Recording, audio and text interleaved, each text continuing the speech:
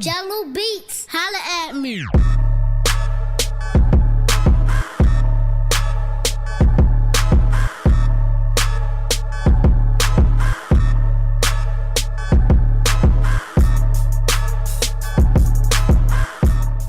Hey guys, and welcome back to the channel and another video. It's nice to have you back. And guys, just as a preface for this video, I'd like to point out that I'm not going to stop doing YouTube videos. I'm not going to stop doing informative videos or my own contest prep or anything like that. It's not going to just become like the natty scene and that's it.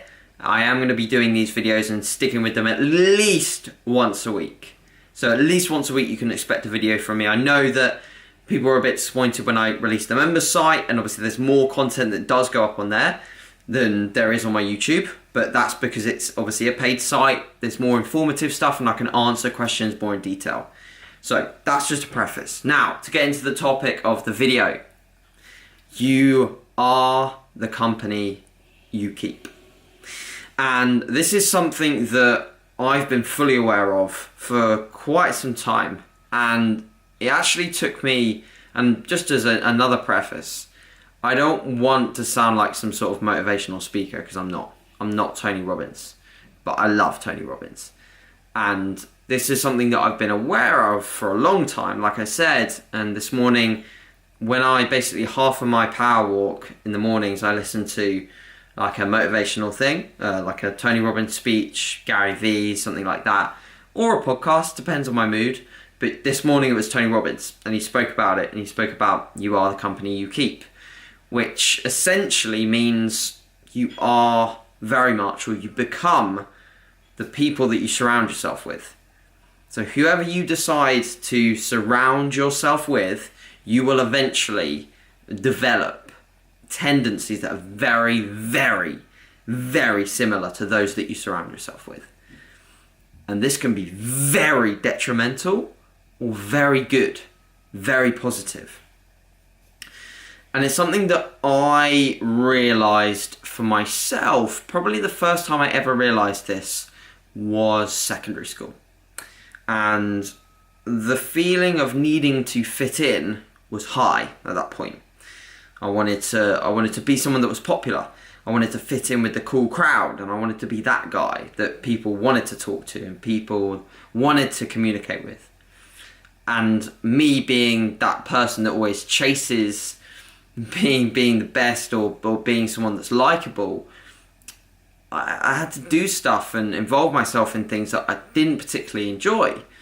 I never enjoyed going out drinking, I never enjoyed that. And I had to involve myself in it purely because I wanted to fit in.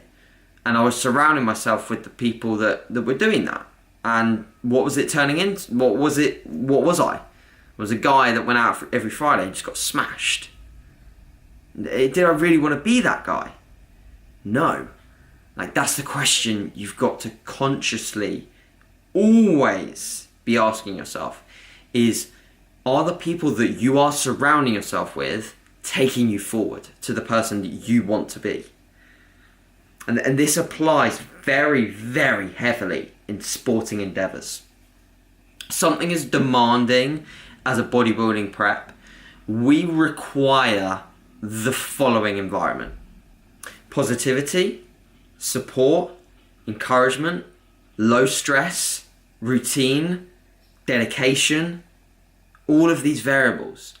So if you're in an environment where you have people that slack, you have friends that don't show up on time, you have people that aren't dedicated towards any goals, you have people that are stagnant, you have people that are making no progress, you have people that hate going to the gym, that hate exercising, that hate doing all the stuff that you do, is that optimal?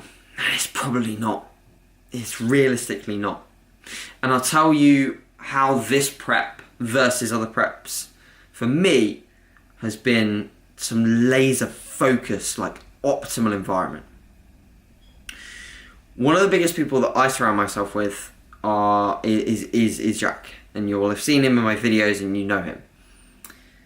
Ever since I started prep and I got pretty deep, it's quite clear to see the change in mindset that Jack has gone through. And I can only really factor that into to the idea that we've both had this laser focused goal of just crushing it and just bringing something just undeniably good to every competition that I do. That has been the goal.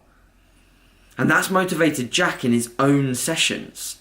You can see it. He's just got this laser focus now in an off season, which is very hard to grasp.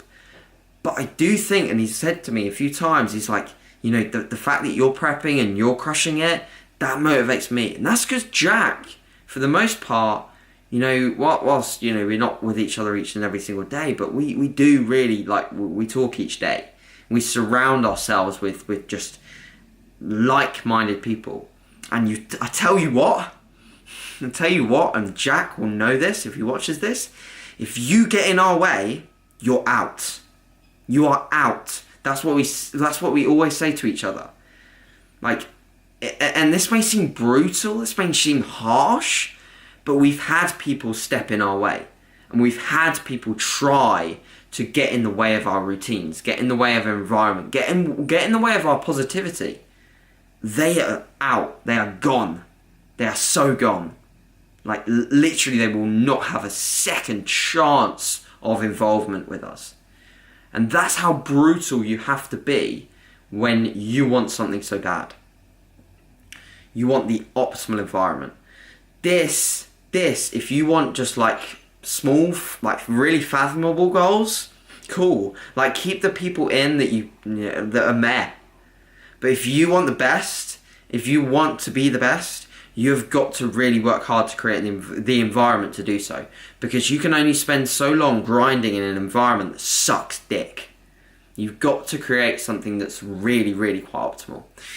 Something that I've also seen, she's also just coming in from a dog walk, is like my mum, my parents, the way that they act at the moment is very different to how they've acted in the past. You know, my mum, she eats really, really well now. My dad, not so much. I tend to just ignore him. My sister, a lot better. And this whole environment of them eating better, having more structure to their meals. You know, my mum is very, very structured with her meals. She eats really, really well for health reasons. And that's really cool. Because like, I see her putting effort into her meals, into what she eats, how she eats. She feels better for it. She sleeps better. This environment is way better than what we had in the past when I'd come home and they'd have chicken nuggets and pizza out. And it would just be like cold chicken nuggets and pizza left out. Whereas now I come home, there's never a situation like that. There's never shit in the house, you know? And, you know, as much as I don't agree with some of the way that they eat, vegan. Lots of nuts. I don't care because they're choosing that for a reason. And they want to better themselves. That's a wicked environment for me. I love that. Really, really good. And they're super supportive of my endeavours. They come to my shows. It's amazing. It's amazing. It's hard because sometimes you will legit have to get people out of your life that you wanted in your life, or that you thought would be in your life. And I've had that. You know, I've had people that I've met and I'm like, yeah, I really, really like you. And I'm like, I fucking hate you. And get out, you're gone. And that's upsetting, because you thought that you could trust them. You thought that they were part of your support network, and they weren't. But that's the brutality of wanting to win, alright? That's the mindset, and that's the environment you have to create. So guys, I hope this has been helpful. Have a think about things, and think as to whether you can improve your environment that little bit, just to eke out a little bit more from your physique or your improvements, and take yourself and your mindset to that next level. Cheers guys, and any questions please ask. Have a good day and we'll speak soon. See you in a bit.